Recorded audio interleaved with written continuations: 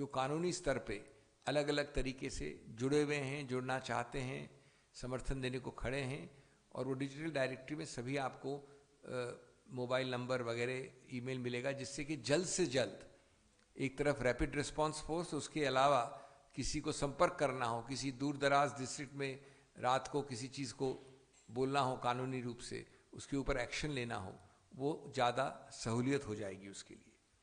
और इस प्रकार हम चाहते हैं कि कोर्ट से ज़मीन तक हर जिले में एक कानूनी ढाल स्थापित की जाए। एक और हमारा मुद्दा जो रहा है अभी हाल में विशेष रूप से आरटीआई एक्ट। हम सब जानते हैं कि आरटीआई एक्ट सिर्फ कांग्रेस लाई नहीं थी, सिर्फ कांग्रेस ने उसको कार्यान्वित नहीं किया था, लेकिन वो एक परिवर्तनकारी, क्रांतिकारी परिवर्तन की एक चीज़ थी। और हमने ये भी देखा है कि उसको निरंतर कमज़ोर किया जा रहा है, निरंतर क्षीण बनाया जा रहा है, निरंतर उसको पतला किया जा रहा है, हर रूप से, परोक्ष रूप से या सीधे रूप से। और उसके हाल में भी अमेंडमेंट देखे हमने, डेटा प्रोटेक्शन एक्ट में एक और तरीका निकाला गया कि किस प्रकार डेटा प्रोटेक्शन की जगह डेटा को सप्रेस भी साथ साथ किया जाए। और उसके ऊपर एक याचिका भी हमने की, जिसमें मैं भी पेश हुआ हूँ अभी हाल में, जिसमें कि उच्चतम न्यायालय ने कारण बताओ नोटिस भी दिया है।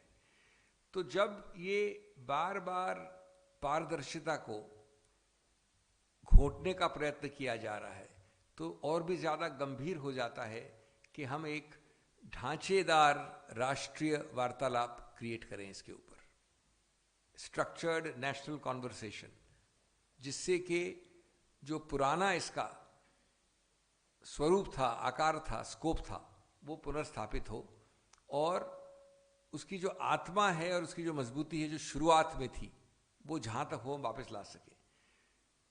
तो इस विषय में एक तरफ तो हम कानूनी एक्शन ऑलरेडी ले रहे हैं, जैसा मैंने कहा याचिका में पेश हो रहे हैं इत्यादि, उस पर सिविल सोसाइटी भी है, कांग्रेस पार्टी सीधी भी है, लेकिन साथ साथ हमारा उद्देश्य है, और निकट भविष्य में इसकी भी घोषणा करेंगे, कि एक राष्ट्रीय कॉन्क्लेव समारोह हो इसके ऊपर, और जिसमें कि कानून से संबंधित लोग नहीं, पूर्व सेवानिवृत्त इलेक्शन कमिश्नर्स हों, समाज के लीडर्स हों, आरटीआई एक्टिविस्ट हों, पत्रकार हों, नीतिगत जो एक्सपर्ट्स हैं नीति के, इत्यादि इत्यादि।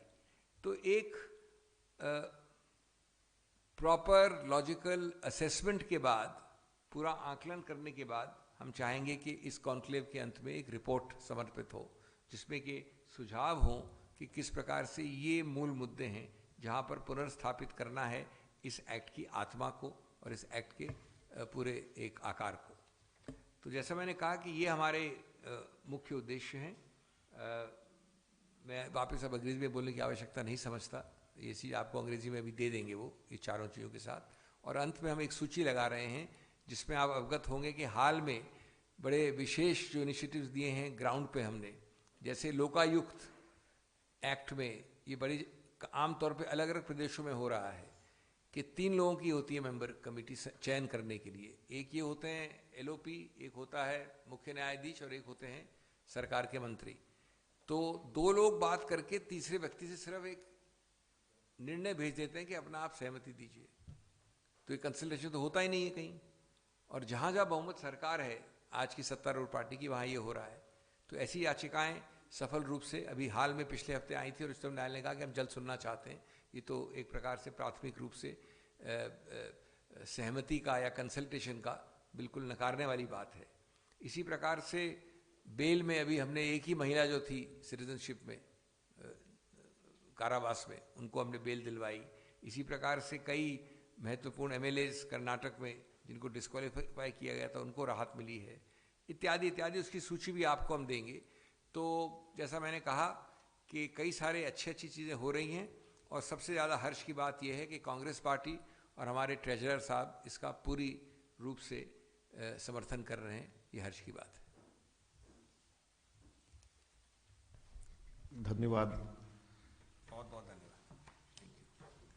Thank you.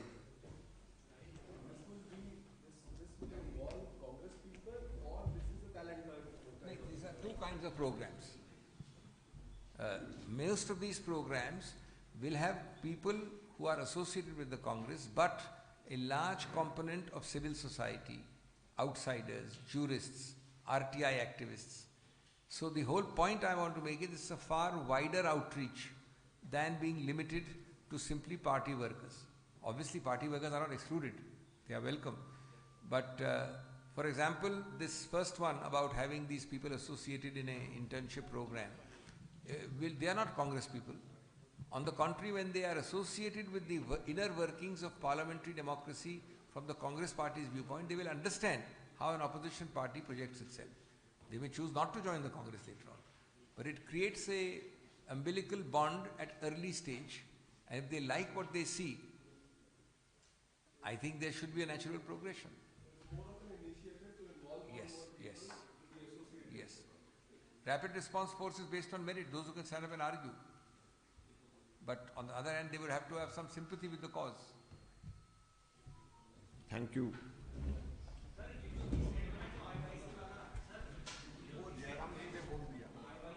नहीं, ये तो बात सब हो गई ना, आपको पूरा कानूनी सहायता हर पक्ष में हर जगह दी जाएगी, लेकिन हम इसकी बात नहीं कर रहे हैं.